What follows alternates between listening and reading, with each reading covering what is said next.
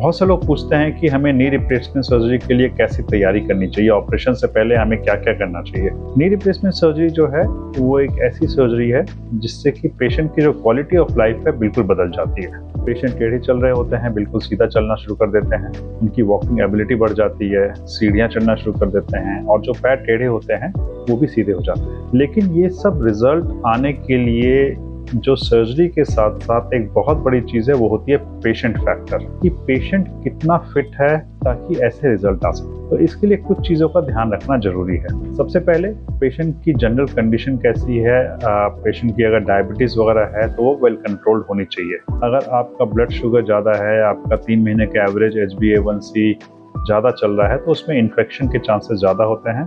तो बेहतर ये होगा कि आप कुछ समय के लिए अपना शुगर कंट्रोल अच्छे से करें और उसके बाद सर्जरी कराएं। सेकेंडली, जैसे हमने डिस्कस किया, ऑस्टियोपोरोसिस भी एक बहुत बड़ा फैक्टर है। अगर बहुत ऑस्टियोपोरोटिक पेशेंट्स हैं तो उसमें भी हड्डियों में जो है वीक होती हैं और उसमें सर्जरी के समय कई बार माइनर फ्रैक्चर होने का भी डर रहता है, या फिर उसके बाद जब पेशेंट चले तो भी उसमें थोड़ा सा डैमेज आने के चांसेस होते हैं। तो ऑस्टियोपोरोसिस का ट्रीटमेंट भी पहले शुरू कर देना चाहिए।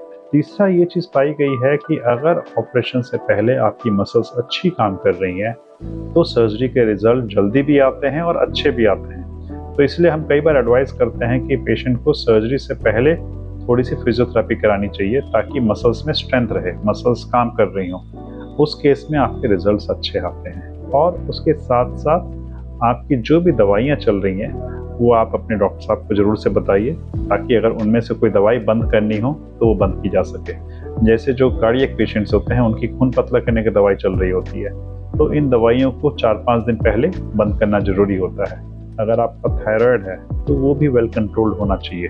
तो इस तरह की कुछ चीज़ें होती हैं जो आपको सर्जरी से पहले उसको स्टेबलाइज कर लेनी चाहिए, ऑप्टिमाइज कर लेनी चाहिए।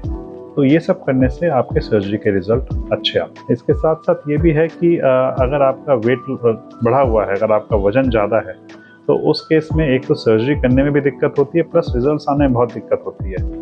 तो उसमें हमने देखा है अगर किसी पेशेंट का वेट बहुत ज़्यादा है तो बेटर होता है कि कुछ समय के लिए उसमें हम वेट करें, पेशेंट का थोड़ा सा वजन कम हो, एक्सरसाइज वगैरह करें, मसल में स्ट्रेंथ आए, उसके बाद हम सर्जरी करें। तो इन सब फैक्टर्स का ध्यान रखना बहुत ज़रूरी होता है।